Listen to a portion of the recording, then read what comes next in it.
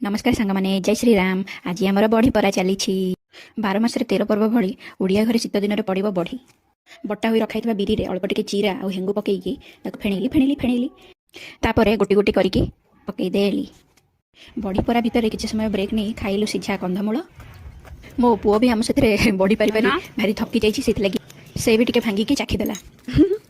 बढ़ी तो बहुत प्रकार थाए यहाँ कौ बढ़ी आपण मैंने कहे तो बढ़ी परा कम सारी मु चली गली लंच प्रिपेरेसन करने परिवा कटाकटी करदे बसईदेली टिके डालमा तापर एपटे दही बैगण बनवाई बैगण लुण हलदी पकई भलसे फ्राए मारिदेली।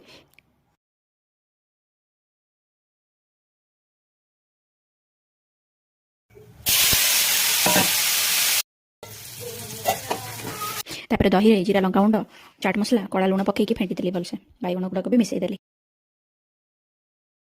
एपटे डालमा भी रेडी हो जाता तो डालमा को भी छुंक मारिदेली। आपण मानक रिफाइन तेल रे छुंक मारे भल लगे ना घी छुंक मारे भल लगे। डालमा छुंकी देला पकईदेली टिके जीरा लंका गुंड तापर दही बैगण भी छुंकटा करदेली। हो गला रेडी। मम्मी मु नंदू सब मिसिकी लंच करदेलु। लंच कर सारा चली गलु बढ़ी जो पारिलु जगवाई कौ पक्षी पक्षी जमी न खाईदेवे।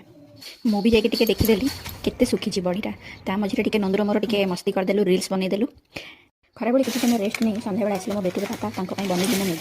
आज दिनटा बहुत व्यस्त रहीगल से मो पुओ को भी टाइम दे पारि नथली से कि आम माँ पुओ टिके क्वालिटी टाइम स्पेंड कलु। या भितर हो जाता मैगी मुझे देदेली मिस्टर को। पीछे देखो पीछे मेरे